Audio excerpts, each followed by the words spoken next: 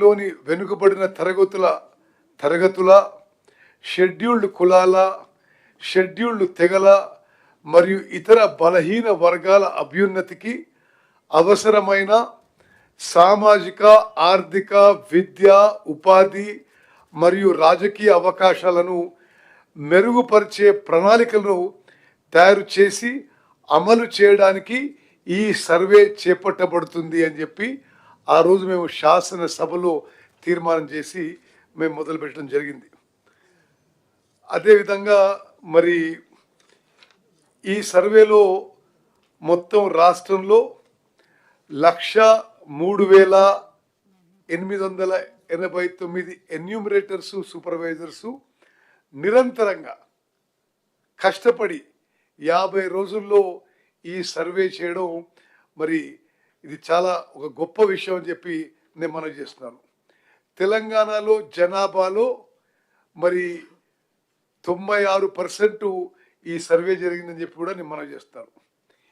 ఇంత స్మూత్గా మెటిక్యులస్గా పర్ఫెక్ట్గా ఈ సోషియో ఎకనామిక్ సర్వే నిర్వహించినందుకు మా క్యాబినెట్ సబ్ కమిటీ నేను చైర్మన్గా, దామోదర్ రాజనరసింహ గారు కో చైర్మన్గా, గౌరవనీయులు పొన్నం ప్రభాకర్ గారు బీసీ వెల్ఫేర్ మినిస్టర్గా, గౌరవ మంత్రులు సీతక్క గారు, మేమందరం కూడా మరి మా కృతజ్ఞతలు ముందుగా చీఫ్ సెక్రటరీ శాంతి కుమారి గారికి, అదేవిధంగా ఈ యొక్క మొత్తం ఎక్సర్సైజ్కి లీడర్షిప్ వహించిన మరి ఐఏఎస్ ఆఫీసర్ సందీప్ కుమార్ సుల్తానియా గారు, ప్రిన్సిపల్ సెక్రటరీ ప్లానింగ్ గారికి, మరి హైదరాబాద్ కలెక్టరు, అదేవిధంగా ఈ ఎక్సర్సైజ్కి state nodal officer Anudeep Durishetti గారికి, అదేవిధంగా మొత్తం జిల్లా కలెక్టర్లకి, ఈ రాష్ట్రంలో ఈ సర్వే చేపట్టిన 1,03,889 మంది ఎన్యూమరేటర్ సూపర్వైజర్స్కి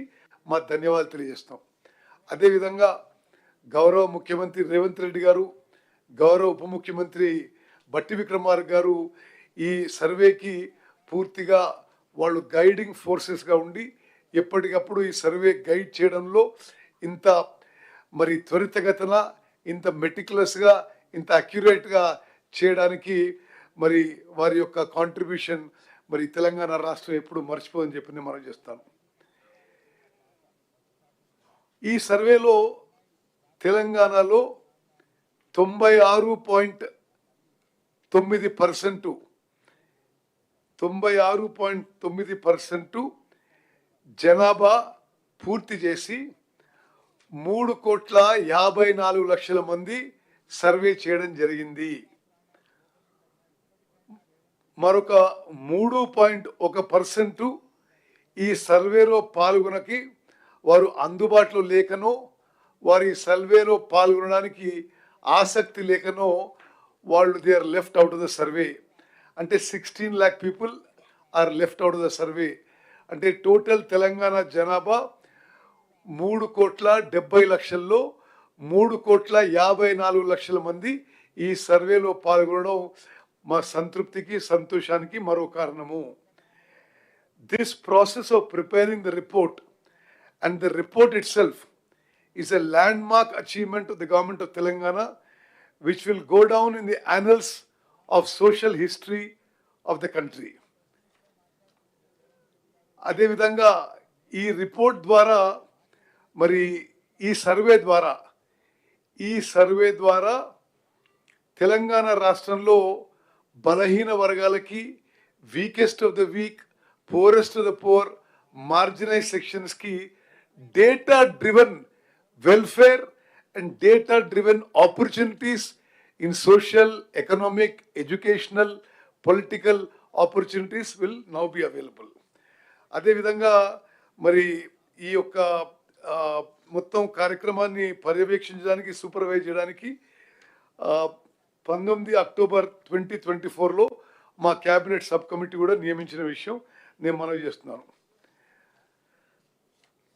ఇది అసెంబ్లీ తీర్మానం అయిన తర్వాత ప్రభుత్వం జాగ్రత్తగా పరిశీలించిన తర్వాత రాష్ట్రంలోని వెనుకబడిన తరగతులు, షెడ్యూల్డ్ కులాలు, షెడ్యూల్డ్ తరగతుల ప్రజలు, రాష్ట్రంలోని ఇతర బలహీన వర్గాల స్థితిగతులను మెరుగుపరచడానికి వివిధ సామాజిక, ఆర్థిక, విద్యాపరమైన, ఉపాధి, రాజకీయ అవకాశాల కోసం ప్రణాళికను రూపొందించి అమలు పరచడం కోసం తెలంగాణ రాష్ట్రం అంతటా సామాజిక, ఆర్థిక, విద్య, ఉపాధి, రాజకీయ మరియు కుల సర్వే చేపట్టడం కోసం 10/10/2024 తేదీన జియో నెంబర్ 18ను జారీ చేయడం జరిగింది.